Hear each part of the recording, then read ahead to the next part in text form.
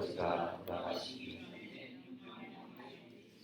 너희는 이같이 요셉에게 이르라. 네 형들이 네게 악을 행하였을지라도 이제 바라건대 그들의 허물과 죄를 용서하라 하셨나니 당신 아버지의 하나님의 종들인 우리 죄를 이제 용서하소서 하매 요셉이 그들이 그에게 하는 말을 들을 때에 울었더라. 그의 형들이 또 친히 와서 요셉의 앞에 엎드려 우리는 당신의 종들이니 요셉이 그들에게 이르되 두려워하지 마소서. 내가 하나님을 대신하리이까. 당신들은 나를 대하였으나 하나님은 그것을 선으로 바꾸사 오늘과 같이 많은 백성을 구원하게 하시려 하셨나니. 21절 다 함께요. 당신들은 두려워하지 마소서. 내가 당신들과 당신들의 자녀를 기르리라 하고 그들을 간곡한 말로 위로하였더라. 아멘.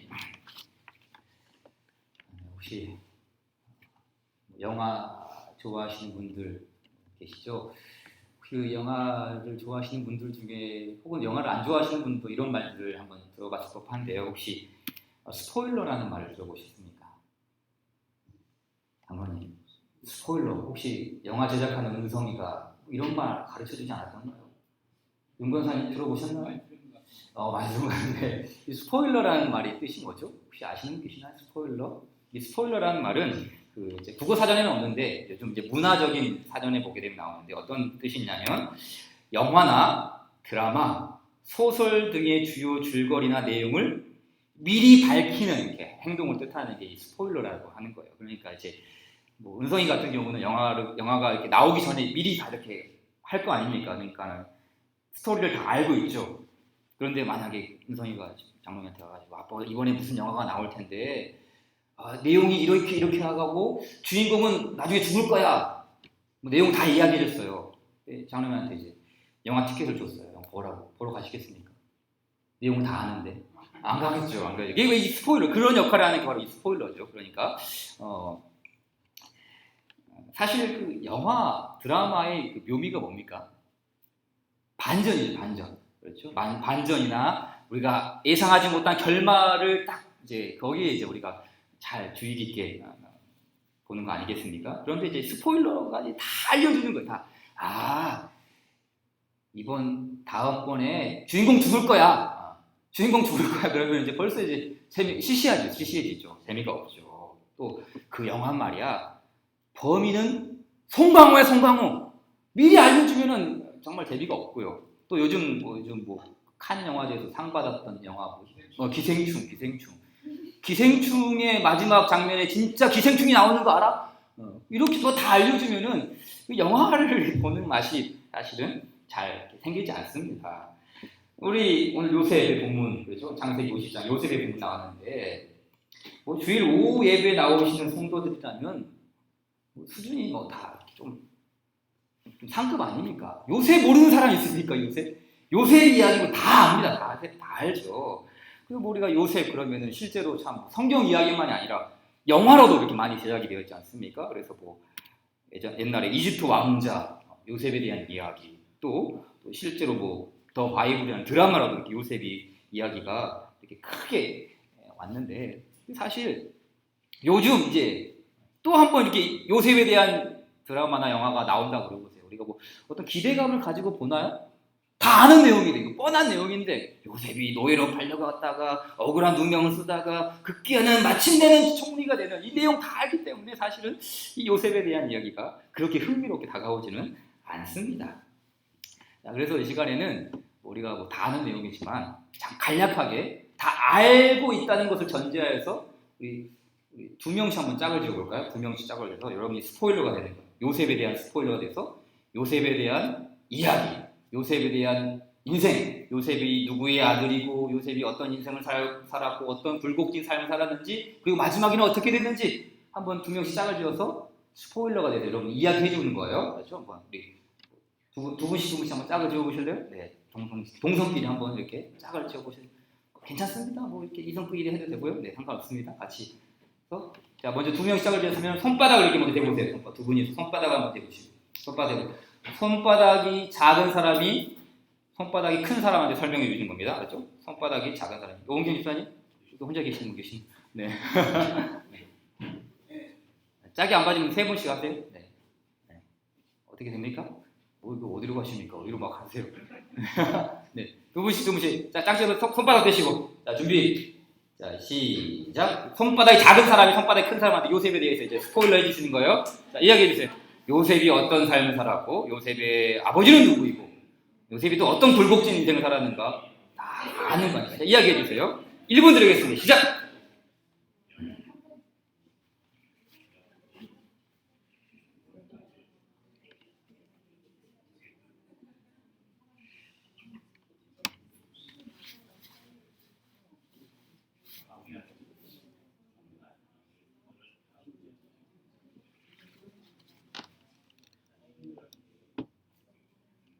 네, 30초 남았습니다.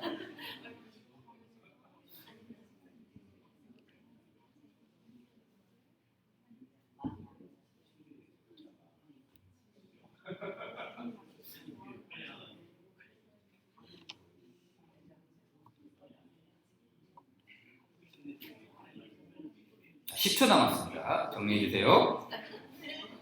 자, 마지막 다 어떻게 되는지 알죠? 마지막을 결론해 주세요.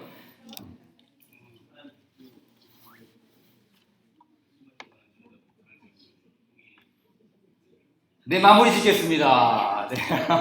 네. 뭐 할 말이 많죠? 너무 잘 알기 때문에 할 말이 많을 것 같아요. 자, 여러분 이야기를 들어보니 어떻습니까? 파트너가 잘 설명해 주셨나요? 네.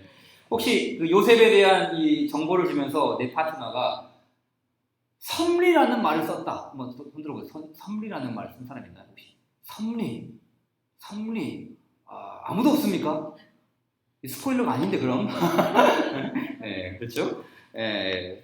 여러분 이 요셉의 인생 뭐 정말 무궁무진하게 많은 이야기를 할 수 있고 정말 많은 이야기를 우리가 전할 수 있지만 요셉의 이 삶의 스토리를 뭘 빼놓고 말할 수가 없는 것이죠? 하나님의 섭리 그렇죠. 그래서 어떤 목사님이 이 요셉의 그 인생을 가리켜서 섭리살이라는 말을 써요. 우리가 뭐 하루살이, 인생살이라고 하는데 요셉의 인생은 섭리살이다라는 참 이렇게 마음에 와닿는 그런 문장을 쓴 것을 봤습니다. 여러분 요셉의 인생 섭리살이 이게 무슨 뜻입니까? 요셉의 삶은 자신이 주인이 되어서 자신이 주도하는 인생이 아니라 하나님이 주도하는 섭리살이 그런 인생이라는 뜻이 아니겠습니까?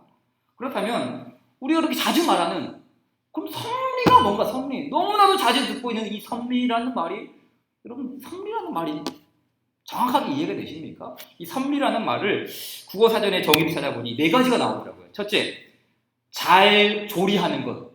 이 섭리라는 말 속에 어떤 의미도 있냐면 요리에 대한 의미가 있어요. 당신 섭리 좋았어? 그럼 뭐예요? 요리 잘한 거예요, 요리. 두 번째는 대신하여 처리하여 다스리는 것. 비슷한 말이 뭐죠? 섭정. 그런 거죠. 세 번째는 자연계를 지배하는 원리와 법칙이라는 것이 이제 국어사전에 나왔고요. 네 번째가 우리가 받는 것이죠. 세상과 우주 만물을 다스리는 하나님의 뜻 가리켜서 섭리라고 사전적 정의로 나왔습니다. 물론 이제 사전적인 정의가 이 네 번째가 틀린 건 아니지만 너무 간단해서 이 섭리가 지닌 풍성한 의미를 다 담고 있지는 못합니다. 이 섭리를 특별히 우리가 성경에서 말하는 이 섭리를 크게 두 부분으로 나누어 생각할 수가 있는데 첫째는 창조와 관련된 섭리를 생각할 수가 있어요. 창조. 이게 무슨 말인가? 세상을 창조하신 하나님은 이 세상을 그냥 내버려 두시는 것이 아니라 하나님의 주권과 권능으로 다스리는 것이죠. 이거 역시 이게 섭리와 관련된 것이죠. 우리 장로교회의 신앙 고백서인 웨스트민스터 소교리 문답을 보면 다음과 같은 질문과 답이 나옵니다. 질문, 제가 읽고 여러분이 답을 한번 읽어보세요. 질문 11번. 하나님의 섭리하시는 일이란 무엇인가요? 답, 시작. 섭리하시는 일이란 모든 창조물과 그 모든 행동을 그분의 최고의 거룩과 지혜와 능력으로 보존하시며 다스리시는 것입니다. 자, 이 부분에서 핵심은 뭡니까? 보존과 다스림, 그렇죠. 하나님이 모든 창조물과, 그러니까 이 세상의 모든 피조물, 신자뿐만 아니라 불신자들까지 모든 창조물과 그 모든 행동을 그분의 최고의 거룩과 지혜와 능력, 우리가 알 수 없는 그 하나님의 신성에 의해서 보존하시고 다스리시는 것이다 라고 하죠. 또 역시 하이델베르크 교리문답도 비슷하게 이야기를 합니다. 제가 질문을 읽고 여러분 답을 한번 읽어보세요. 질문 27번. 하나님의 섭리란 무엇입니까? 조금 더 좀 추가적으로 더 이렇게 자세하게 설명했는데 한번 읽어볼까요? 시작. 섭리란 하나님의 전능하고 언제 어디나 미치는 능력으로 하나님께서 마치 자신의 손으로 하듯이 하늘과 땅과 모든 피조물을 여전히 보존하고 다스리시는 것입니다.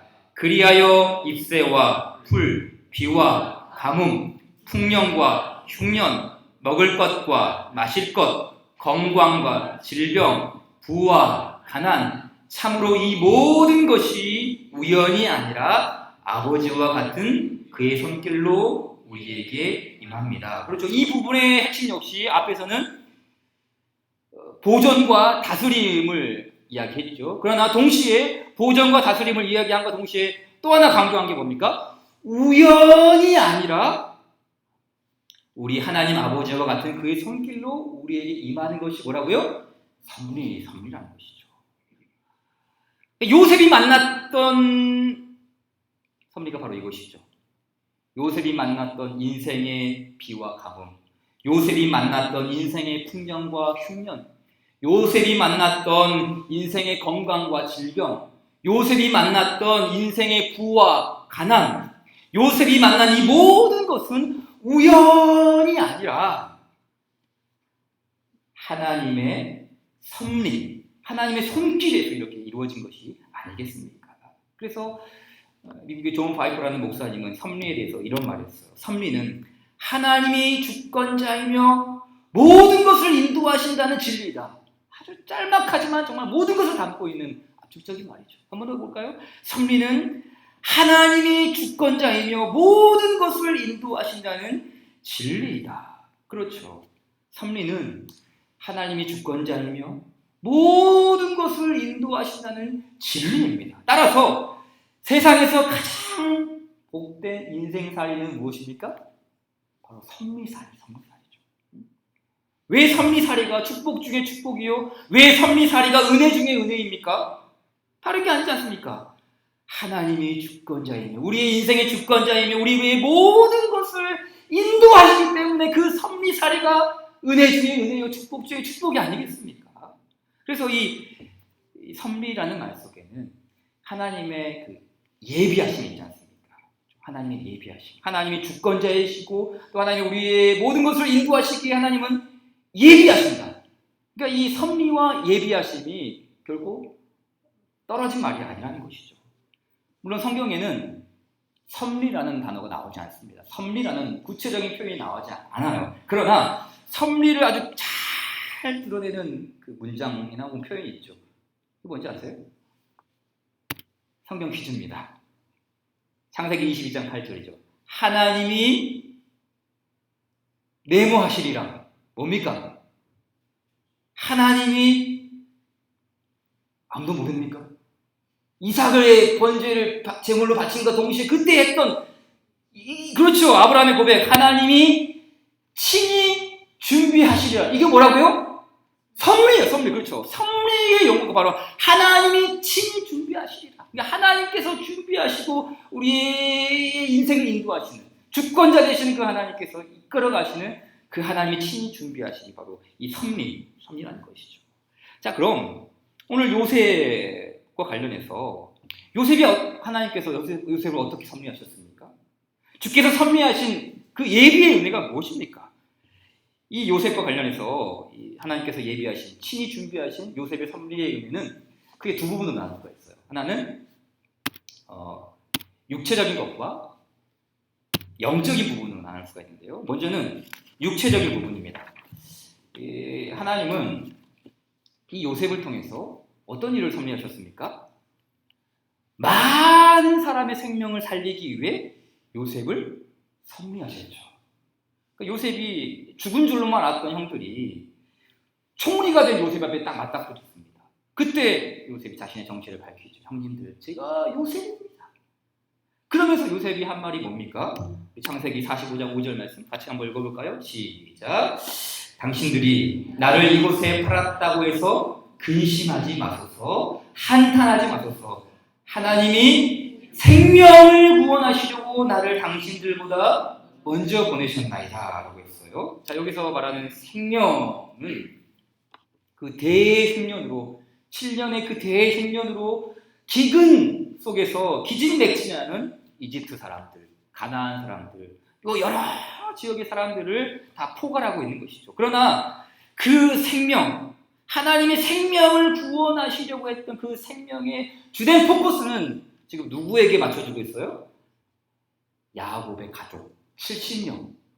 그러니까 물론 고대 근동에 있는 여러 지방의 사람들의 생명을 구원하시는 것도 하나님의 섭리가 있지만, 그러나 그 포커스는 야곱의 가족 70명에게 지금 포커스가 맞추어져 있는 것이죠. 그래서 이어지는 말씀도 보십시오. 이 땅에 2년 동안 흉년이 들었으나 아직 5년은 밭가리도 못하고 추수도 못할지라 하나님이 큰 구원으로 당신들의 생명을 보존하고 그렇죠?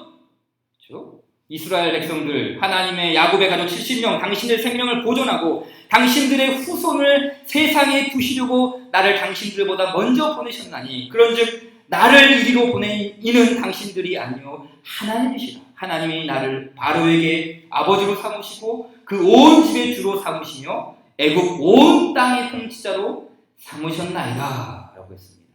이와 같이 요셉은 하나님께서 자신을 애굽 온 땅의 통치자로 삼으셨다고 합니다. 이유가 무엇이라고요?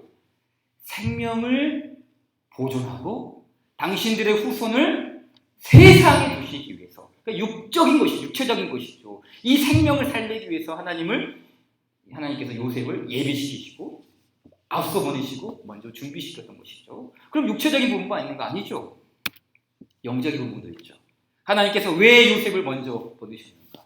왜 그의 인생을 섭리하셔서 애굽의 통치자로 삼으셨는가? 첫 번째는 육체적인 부분이었다면 두 번째 영적인 부분이 있습니다. 자, 이 영적인 부분에서도 두 가지 이유가 나오는데, 첫째는 가나안 족속과의 분리를 위해서 요셉을 먼저 보내셨죠. 또 하나는 언약 가족의 변화와 성숙을 위해서 요셉을 섭리하셨습니다. 자, 먼저 가나안 족속과의 이제 분리죠. 가나안 족속과의 분리가 굉장히 중요하죠. 그 야곱의 가족 70명은 지금 가나안 땅에 머물러 있고 요셉은 지금 애굽 땅에 총리로 있죠. 근데 사실 이 야곱의 가족 70명은 가나안 땅에 머물러 있으면 안 됩니다. 왜 안 됩니까? 그 땅은 심판의 땅이요, 그 땅은 저주의 땅이요, 그 땅은 죄악의 땅이기 때문입니다. 그래서 나중에 훗날에 오게 되면 그 가나안 땅에 살고 있는 모든 이 악한 민족들이 다 하나님의 심판 앞에 서게 되지 않습니까? 그래서 이 야곱의 가족 70명은 그 땅에 머물러 있으면 안 돼요. 들어가야 돼요. 어디로 들어가야 됩니까? 이집트로 들어가요. 이집트로 들어와서 이 야곱의 가족 70명은 이제 하나님께서 약속하신 대로 하늘의 별과 같이 땅의 무수한 모래와 같이 번성하기 위해서 이집트로만 들어와야만 했죠.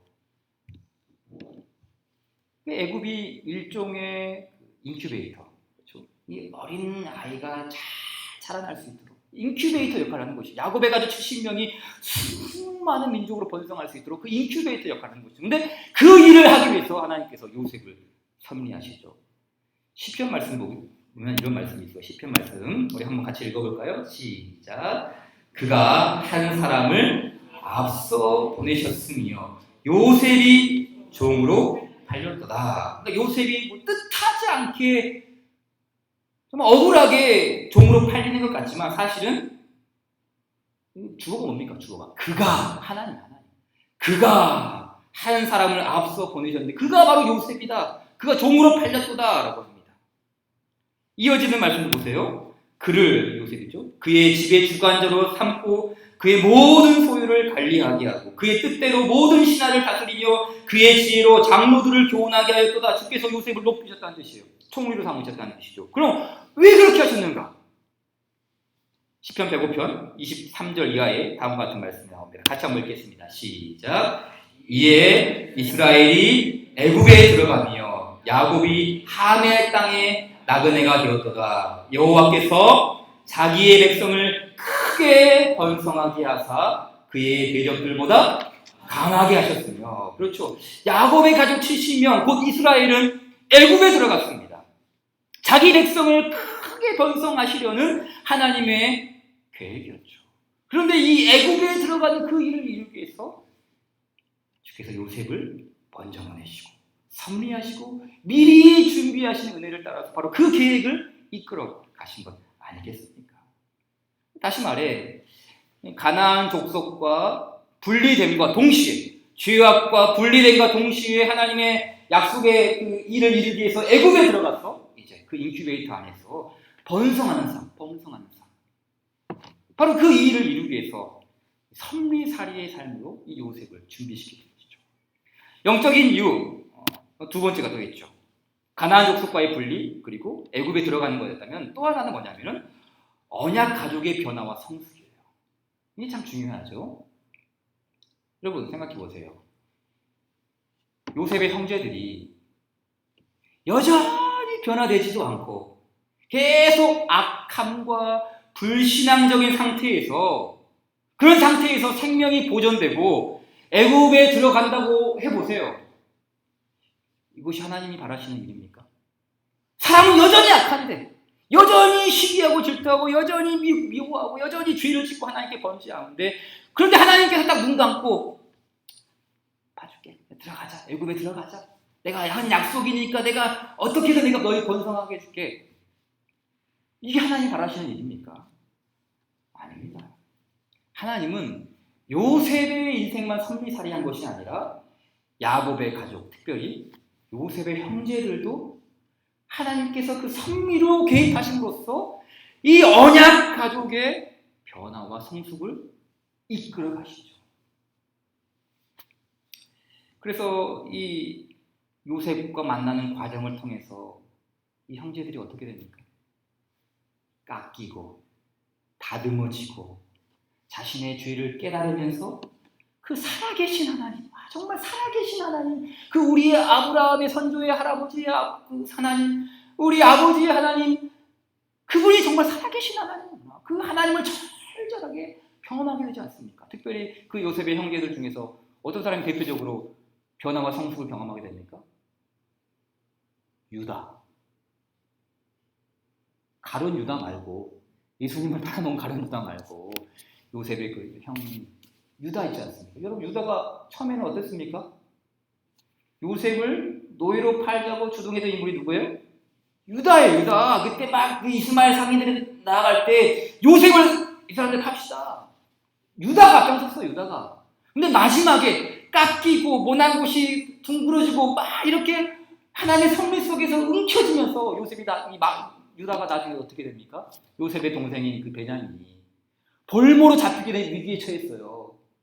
아무도 나서지 않아요. 그때 누가 나섭니까? 유다가 나섭니다. 유다가 나서요. 뭐라 그럽니까? 이 창세기 43장 33절에 이제 주의 종, 이거 자신 유다를 말하는 거예요. 유다가 이제 주의 종으로 그 아이를 베냐민, 볼모로 잡혀야 하는 그 베냐민, 그 아이를 대신하여 머물러 있어 내 주의 종이 되게 하시고 그 아이는 그의 형제들과 함께 오려고 해서. 이게 무슨 말이에요? 내가 대신 인질이 되겠습니다. 내가 대신 볼모가 되겠습니다. 그렇게 이간질하고 시기하고 사랑이라고는 눈꼽만큼도 찾아볼 수 없었던 그 야곱의 자녀들이 전혀 다른 사람이 됐습니다. 이게 뭡니까? 변화죠, 변화. 성경적인 영어로는 성화라고 하죠. 그러니까 하나님의 그 섭리가 진행되는 동안 요셉의 형제들이 변화되는 거예요. 성화되는 것이죠.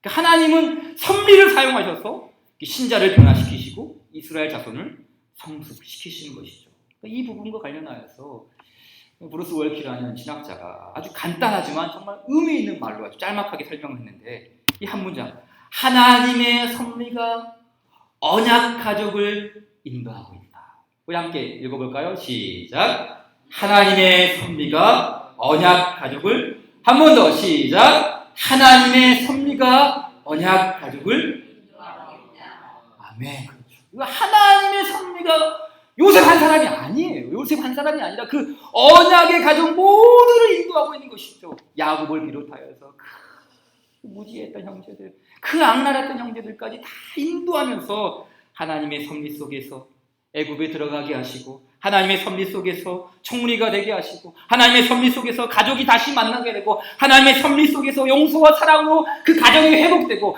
하나님의 섭리 속에서 결코 죽었다 깨어나도 변화될 수 없었던 그 형제들이 하나님의 선하심과 그 풍성한 긍휼을 닮아가는 아름다운 모습으로 변화되고 있지 않습니다.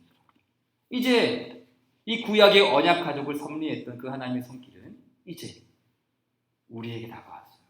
하나님의 섭리가 그 야곱의 언약 가족만 인도하고 있습니까? 아니죠. 오늘 이 시대를 살아가는 그리스도 안에서 새 언약을 맺은 하나님의 백성이 우리 역시 하나님의 섭리가 언약 가족을 인도하고 있죠. 자, 그럼 우리도 지금도 이제 우리도 역시 섭리살이 인생으로서 우리가 섭리살이를 살아가는데, 그럼 우리가 섭리살이를 살아갈 때 무엇을 기억하면 좋을까? 이 섭리살이와 관련하여서 간략하게 두 가지만 나누도록 하겠습니다. 첫째, 우리는 섭리살이와 관련하여서 여러분 뒤를 돌아보십시오. 뒤를 돌아보는 인생이 되어야 해요. 우리가 하나님의 섭리 속에 살고 하나님의 주권과 인도하심 속에 있음을 절절하게 깨달으려면 어딜 봐야 돼요? 뒤를 좀 보셔야 됩니다. 여러분, 너무 앞만 보지 마세요. 너무 앞서가지 마세요. 너무 빨리 가려고 하지 마세요. 조금 멈춰서서 뒤를 좀 보시고 과거도 회개하시면서, 여러분, 자꾸만 우리는 어떻게든 앞으로만 가려고 하는데 뒤를 돌아보셔야 되죠. 여러분, 요셉이 형제들을 용서할 수 있었던 이유가 무엇입니까? 물론 이제 하나님이 은혜 주셨기 때문에 용서할 수 있었겠죠. 근데 요셉이 성품이 좋아서 뭐 이렇게 형제들 마음껏 용서했겠습니까? 요셉이 애굽의 총리가 되어서 나는 관대하다, 막 그래서 형제들 용서했겠어요? 여러분, 요셉이 오늘 창세기 50장 본문 말씀에서 그 아버지 야곱이 죽자 불안에 떨죠. 형들이 우리가 지금까지 살아있었던 것은 아버지가 살아있었기 때문인데, 이제 아버지가 죽었기 때문에 우리 이제 어떻게 될지 모른다. 그래서 요셉에게 찾아가서 간곡하게 부탁을 합니다. 그때 그 말을 듣고 요셉이 형제들에게 했던 말이 뭡니까? 50장 19절 읽어볼까요? 시작. 요셉이 그들에게 이르되 두려워하지 마소서, 내가 하나님을 대신하리니까. 이게 무슨 말입니까? 내가 하나님을 대신하리니까. 내가 하나님을 대신, 형제들이 와가지고 요셉아, 우리 아버지가 살아계실 때 그런 유언을 했다. 네가 네 형제들을 용서하고 악의를 품지 말아라. 그 말을 듣고 요셉이 마음 아파하면서 내가 하나님을 대신하리니까. 이게 무슨 말입니까? 다른 게 아니죠. 지금까지 진행되어 모든 일은 이건 하나님이 하시는 일입니다. 하나님이 하시는 일인데 내가 어떻게 내 악의로, 내 악감정을 품고 형들에게 잘못된 일을 하겠습니까? 이건 하나님을 하시는 일이기 때문에 저는 하나님의 그 법, 하나님께서 그어놓으신 그 선을 넘지 않겠습니다. 이건 하나님이 하시는 일이기에 형제들을 하나님의 그 계획 속에서 바라보고 품겠습니다. 그런 의미를 품고 있지 않은 겁니까?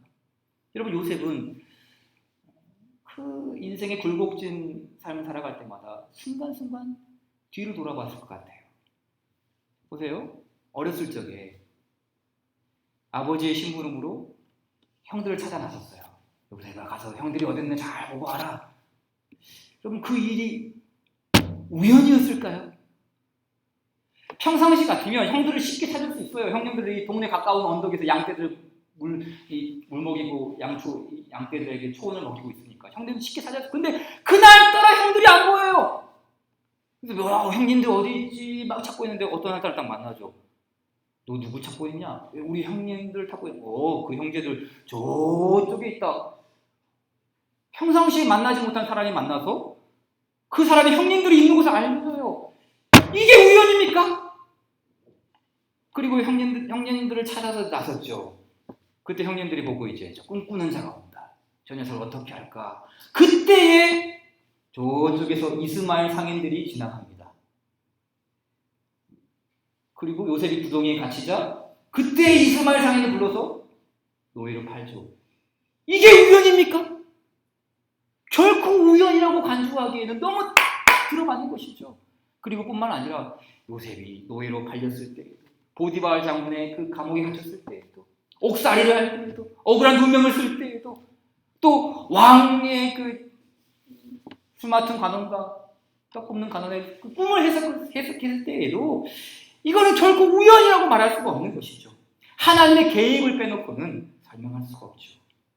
여러분, 성도의 일생은 우연의 연속이 아니라 사실은 섭리의 연속이에요. 내가 하나님을 대신하리니까 그 과거의 일들을 하나씩 짚어보니까 퍼즐 조각이 딱딱딱딱 들어맞는 거예요. 이건 결코 우연이 아니다. 이거 하나님의 개입이 아니고서는 이루어질 수 없다. 그 요셉이 자신의 그 과거를 돌아보면서 뒤를 돌아보니까 이건 하나님이 하시는 일이다. 그래서 이 50장 19절 말씀에 내가 하나님을 대신하리니까 이 고백이 나오는 거 아니겠습니까? 과거를 돌아보니까요. 죄송합니다. 저도 아직 40년도 채 살지 못한 저 역시 뒤를 돌아보니까 제 삶도 섭리가 아니고서는 이걸 이야기할 수가 없어요. 불신 가정에서 태어나서 혼자 있으면 있고, 엮이는 가정, 깨진 가정에 자라나서 목회자가 되겠다고 신학교 가고, 이것도 아무도 등록금 내주지 않았는데 7년을 다니고 목사가 되었어요. 그때는 몰랐는데 나한테 왜 이런 일이 발생했고, 내가 왜 이 교회, 저 교회를 해서 사역을 하게 되고, 지금 와서야 그때는 몰랐었는데 지금 와서 뒤를 돌아보니까 하나씩 깨달아지는 거 아니겠습니까? 비단 저 한 사람만의 이야기인가 아니죠. 하나님의 섭리는 여기 우리 앉아있는 우리 모두에게 그 하나님의 섭리가 언약 가족을 이끌어가고 있는 줄 믿습니다. 하나님의 섭리 속에서 여러분의 인생이 다 이렇게 빚어진 거 아닙니까? 그래서 이렇게 뒤를 돌아보면 믿음이 생겨요. 내가 믿음이 좋아서 막 믿음이 생기는 게 아니라 뒤를 돌아보니까 이거 하나님이 하셨네? 이거 나 정말 할 수 없었는데, 이 부분 참 이해가 안 됐는데 이렇게 하나님이 하셨네? 자꾸 뒤를 보니까 믿음이 생기는 거예요.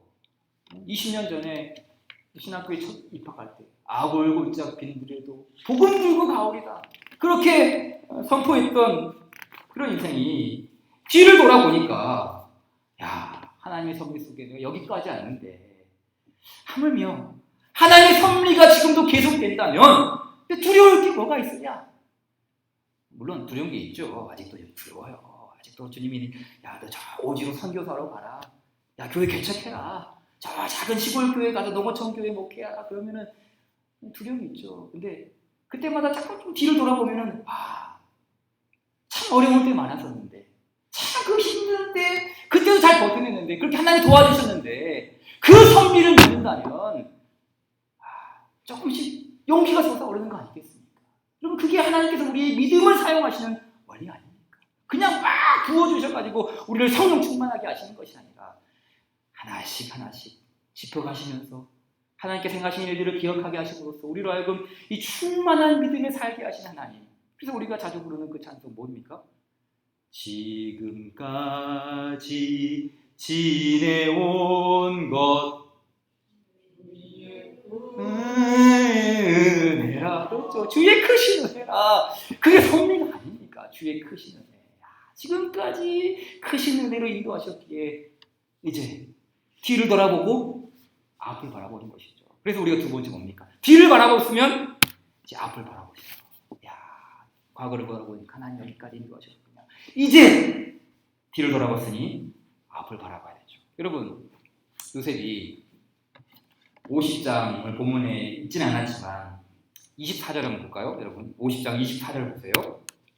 같이 한번 읽어볼까요? 50장 24절 시작. 요셉이 그의 형제들에게 이르되 나는 죽을 것이나 하나님이 당신들을 돌보시고 당신들을 이 땅에서 인도하여 내사 아브라함과 이삭과 야곱에게 맹세하신 땅에 이르게 하시리라. 보세요. 여러분 지금 이 말씀 요셉이 뒤를 보고 있습니까? 앞을 보고 있습니까?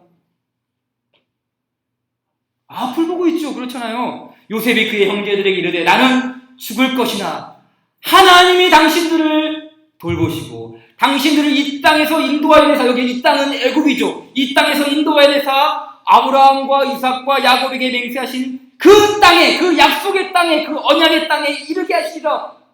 앞을 보고 있어요. 과거에 자신을 섭리하셨던 그 하나님의 약속을 믿고 의지하고 동시에 앞을 바라보면서 하나님께서 반드시 우리 언약의 가족을 약속하신 땅에 이르게 하시리라. 앞을 바라보면서 나아가고 있는 거 아니겠습니까?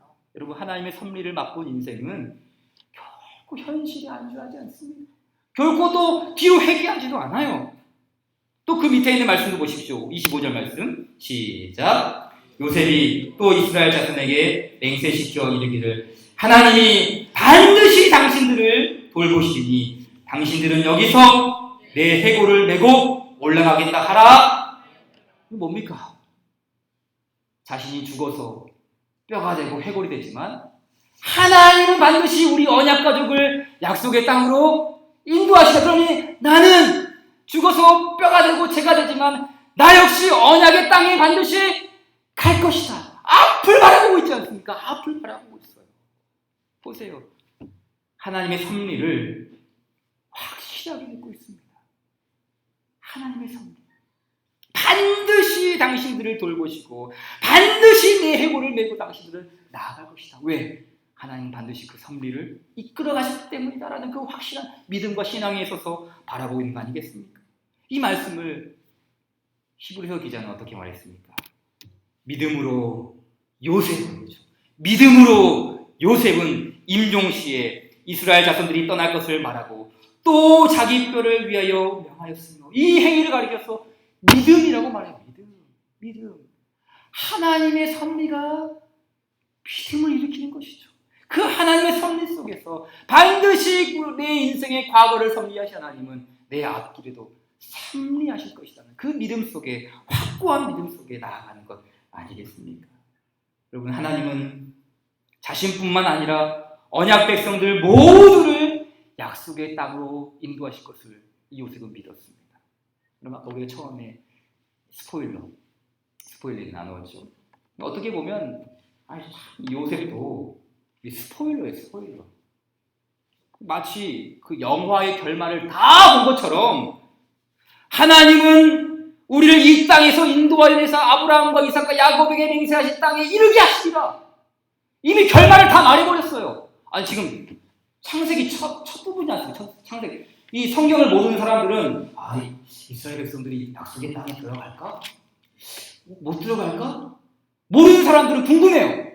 근데 요셉은 창세기에서 스포일러가 돼버렸어요. 반드시 언약의 백성들을 약속의 땅으로 인도하실 것이다 라고 확실하게 결말을 선언해버립니다. 이게 스포일러 아닙니까?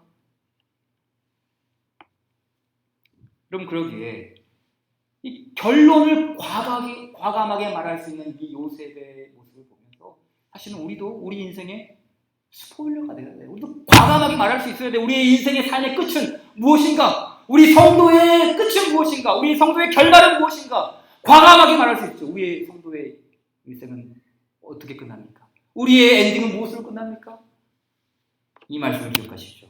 당신들은 나를 해하려 하였으나 하나님은 그것을 선으로 바꾸사. 이거죠. 이게 엔딩이죠. 악을 선으로 바꾸신 하나님. 이스라엘 언약 백성들이 악이었지만 선으로 바뀌게 되고, 요셉이 악이었지만 선으로 엔딩이 되고, 야곱의 언약 가족이 악이었지만 선으로 끝나게 되고, 우리의 그리스도 예수 안에서 함께 언약 백성된 우리 역시 악이었지만 반드시 선으로 끝날 것이라는 확고한 스포일러, 확고한 인생이죠. 확고한 인생. 그럼 이것이 바로 신자의 삶이 아니겠습니까? 여러분, 하나님은 악을 선으로 바꾸시는 줄 믿습니다. 이것이 하나님의 일하심이고 하나님의 섭리죠. 여러분, 창세기 초반부를 생각해 보세요. 창세기 초반부에 어떤 일이 일어납니까? 악이 시작됩니다. 인간의 범죄, 선과 악을 알게 하는 나무의 실과를 따먹고 타락하고 인간의 죄악이 물밀듯이 밀려옵니다. 타락하고 에덴에서 추방됩니다. 인간이 억지로 놓은 악의 물줄기를 바꿀 수가 없어요. 인간 스스로는 그 악을 선으로 바꿀 수가 없죠. 하지만 하나님이 바꾸어 놓으십니다. 어떻게 해요? 메시아를 약속하시죠. 창세기 11장 12장에서 아브라함을 부르시죠. 야곱을 선택하시죠. 요셉을 먼저 보내셔서 그 이 언약의 백성들이 풍성하고 강대한 나라가 될 수 있도록 하나님이 이끌어 가십니다. 그리고 창세기 마지막 50장이 나와서 창세기 초반부는 악이었는데 인간의 범죄였는데 타락이었는데 50장 결말에 와서 뭘로 바뀌었어요? 선. 악이 선이 되게 하시고 악을 선으로 바꾸시는 이 하나님의 전화 위복, 놀라운 일들이 이루어지지 않겠습니까? 그러기에 하나님의 섭리 속에 살아가는 모든 언약의 백성들은 악이 아니라 선입니다. 그냥 섭리가 아니라 선한 섭리 속에 살아가는 거 아니겠습니까? 우리가 잘 아는 말씀 로마서 8장 28절 시작. 우리가 이거 안 되겠고 보고 해야 되겠다. 시작. 우리가 알거니와 하나님을 사랑하는 자 곧 그의 뜻대로 부르심을 입은 자들에게는 모든 것이 합력하여 선을 이루니라. 아멘. 여기서도 어떤 말이 나와요? 우리가 안다. 우리는 알아요. 우리는 스포일러입니다. 결말을 알아요. 끝을 알아요. 엔딩을 알죠. 하나님을 사랑하는 자 곧 그의 뜻대로 부르심을 입은 자들에게는 모든 것이 합력하여 선을 이룬다. 이것이 우리의 결말이고 우리의 이것이 엔딩이다 라고 선언하는 거 아니겠습니까? 여러분, 신자의 결말 당당하게 우리는 스포일러 할 수 있습니다. 여러분, 다윗도 비슷한 고백을 하지 않았습니까? 다윗이 시편 23편 6절에서 어떻게 말했습니까? 나의 평생의 선하심과 인자하심이 반드시 나를 따르리니 내가 여호와의 집에 영원히 살리로다. 아멘. 이게 뭐예요? 악을 선으로 바꾸시는 하나님. 그래서 나의 평생에 좋은 일만 있습니까? 평생에 형통한 일만 있습니까? 아니죠.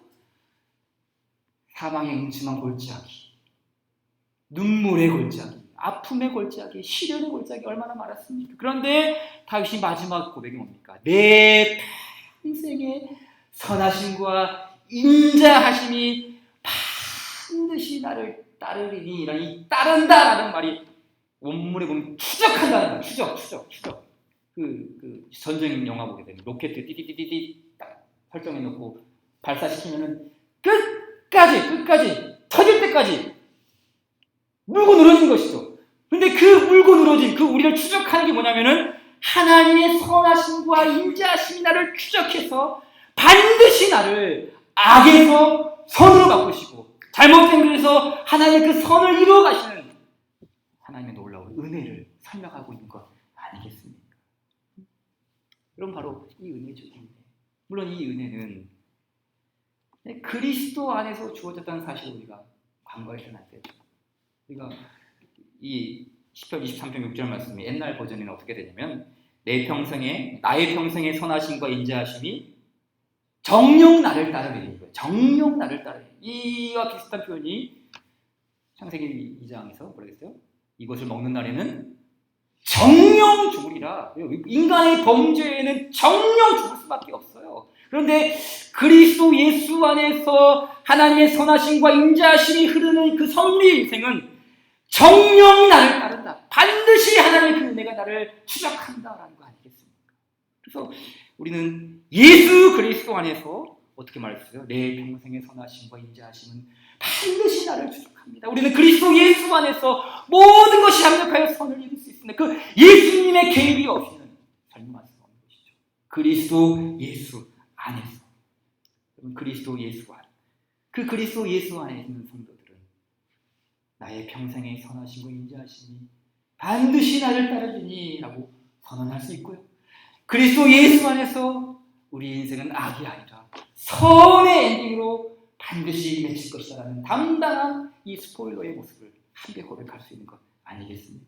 여러분, 우리를 그리스도 예수 안에서 섭리하시는 이 삼위 하나님을 감사하며 찬양하는 우리 모두가 되기를 바랍니다. 우리 찬송 620장, 여기에 모인 우리 찬양 같이 부르면서 우리 하나님의 섭리를 감사하며 고백하는 시간 갖도록 하겠습니다. 620장 2절 가사 보니까 주님이 뜻하신 일 헤아리기 어렵더라도 언제나 주 뜻 안에 내가 있음을 아노라. 바로 섭리의 인생이죠. 섭리살이죠. 주님이 뜻하신 일 헤아리기 어렵더라도 언제나 주 뜻 안에 내가 있음을 아노라. 주님, 내가 그 뜻 안에 있겠습니다. 내 주여 뜻대로 행하시옵소서. 이 몸과 마음을 주께 드리오니 언제나 그 섭리 안에 살게 하여 주시고 그 섭리의 신앙 속에 굳건히 서게 하여 주시옵소서. 이 찬양 함께 부르며 우리를 섭리하시는 그 하나님을 더욱더 신뢰하며 뒤를 돌아보고 앞을 바라보며 우리 믿음 가운데 살기를 고백합시다. 여기에 모인 우리, 여기에 모인 우리 주의 은총 받은 자여라. 주께서 이 자리에 함께 계심을 아노라. 언제나 주님만을 찬양하며 따라가리니 시험을 당할 때도 함께 계심을 믿노라. 2절 주님이 뜻하신 일 헤아리기 어렵더라도 헤아리기 어렵더라. 언제나 주 뜻 안에 언제나 주 뜻 안에 내가 있음을 아노라. 내가 있음을 아노. 그 주님이 우리를 성숙시킵니다. 사랑과 말씀들이 나를 더욱 새롭게 하니 때로는 넘어져도 채우승리를 믿음 더욱 세라. 이 믿음 더욱 세라. 주님 주가 지켜주 섭리하시고 보존하시는 은혜입니다. 어느 밤에도 주의 발을 인도하여 주신다. 3절 여기에 모인 우리, 여기에 모인 후 사랑받는 주의 자녀라. 사랑받는 주의 자. 주님의 뜻하심이 우리를 향하고 있습니다. 주께서 뜻하심과 우리를 통해 펼치십니다. 우리를 통해 펼치신다. 고통과 슬픔 중에 더욱 주님을 의지하오니 어려움 이겨내고 주님 더욱 찬양하라. 이 믿음 더욱 굳세라. 주가 지켜주신다. 어느 밤에도 주의 밝은 인도하여 주신다. 이 가사를 다시 한번 보십시오. 3절 가사에 여기에 모인 우리 사랑받는 주의 자녀라. 주께서 뜻하신 바 우리를 통해 펼치신다. 섭리살이 아닙니다. 주께서 우리를 통해 펼치십니다. 주께서 요셉을 먼저 보내셨어요. 주의 뜻하신 바를 펼치셨어요. 언약의 백성들을 주께서 섭리하셔서 이끌어가십니다. 언약의 가족인 우리 모두 주께서 뜻하신 바 우리를 통해 펼치십니다. 그러기에 우리가 어떻게 됩니까? 고통과 슬픔 중에도 더욱 주님을 의지하면서 어려움 이겨내고 시험을 당할 때도 때로는 넘어져도 더욱 주님 찬양하면서 이 승리하신 주님, 이 믿음 위에 굳게 서서 섭리의 신앙으로 살기를 도전하기 바랍니다. 다시 한번 고백합시다. 3절 여기에 모인 우리 사랑받는 주의 자녀라 고백합시다. 여기에 모인 우리 사랑받는 주의 자녀라 주께서 뜻하신 바 우리를 통해 펼치신다. 고통과 슬픔 중에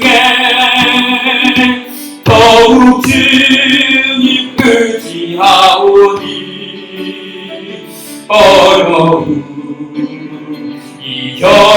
이겨내고 주님 더욱 찬양하라. 이 믿음 더욱 세라. 주가 지켜주신다.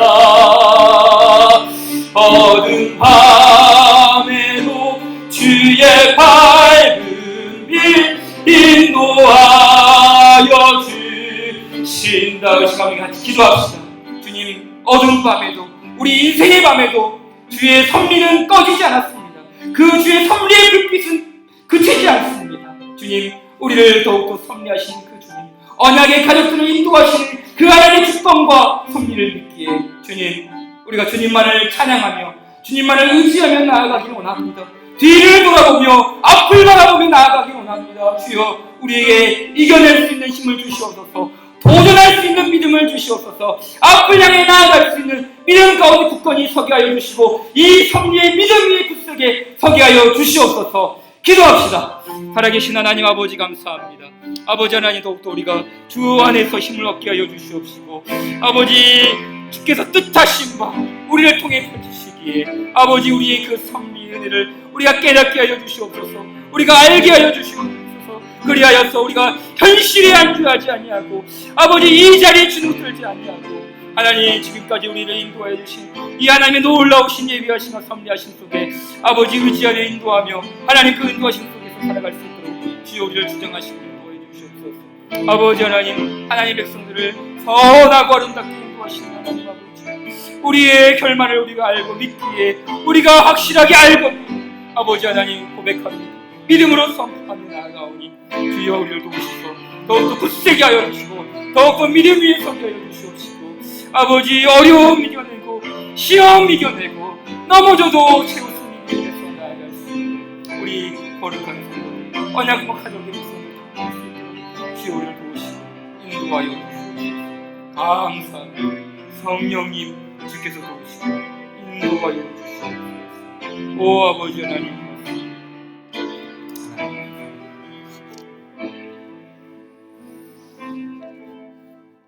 살아계신 하나님 아버지 감사합니다.